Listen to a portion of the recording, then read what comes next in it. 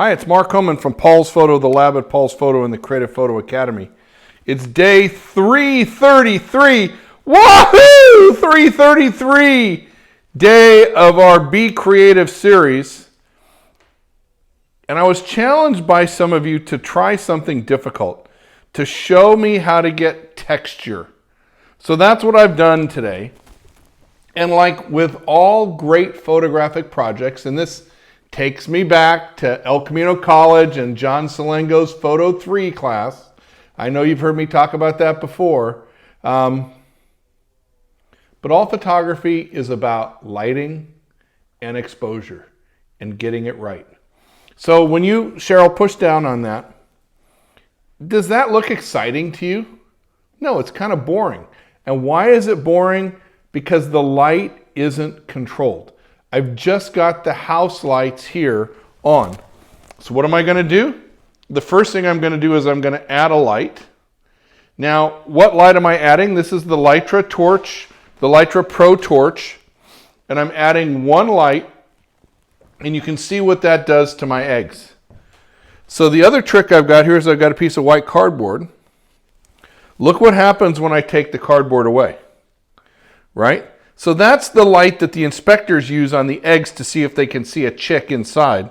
But what I'm going to do is I'm going to put the white cardboard back, and look at how that little bit of cardboard reflects the light back into the eggs. Now if you come back here and take a look at the picture, so Cheryl, watch about the cord, it's right behind you there. There you go. Look at what that does to the eggs, right?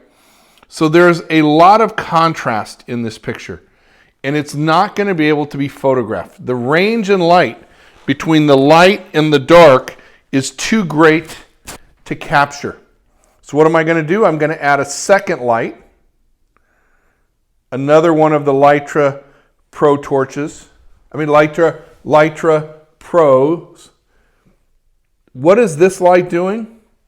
It's adding light to the background, but this light is also kicking around and reflecting. You notice the light is not directly on the eggs. If you watch the egg, you see how when I turn this one off, it has no effect on the egg itself, except it's reflecting from the side to bring fill light in. So now if you look at the picture, you can see I've got this great detail. And I'm going to focus right here and shoot. We're going to look at the histogram now. That's playback. And we're going to look at our histogram. You can see I have detail in the darks and detail in the light. So I'm holding the detail. Now, the image, the choice I've made on this one is I'm using a harsh light.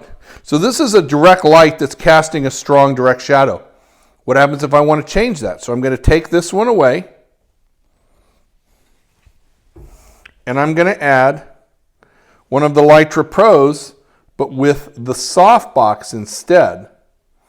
Look what that did to the shadow over here. You see how the shadow went away? I'm going to show it to you again. Right? Look at that. Look at the strength of the shadow from the harsh light. Look what happens when I now use the soft light. Right? So, when I envisioned this picture, this is the lighting that I had in mind. Because if you come back and look at the image, this is the image that I had in mind.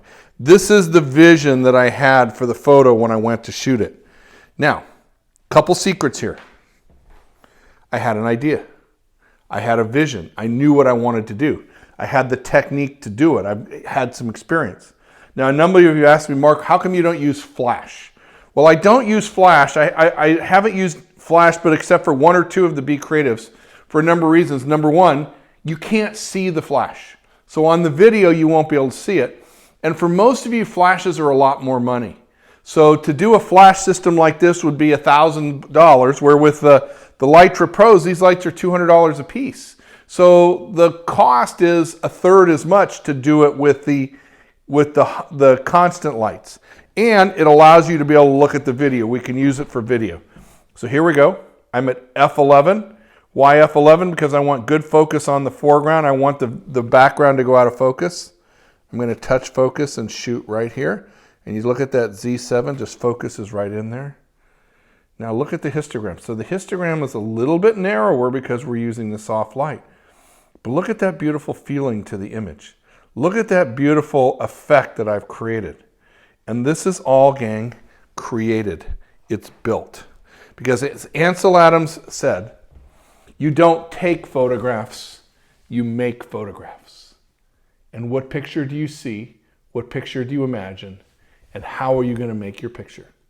Mark Coman from Paul's Photo, the lab at Paul's Photo, and the Creative Photo Academy, wishing you great fun, great pictures, and let's be creative together.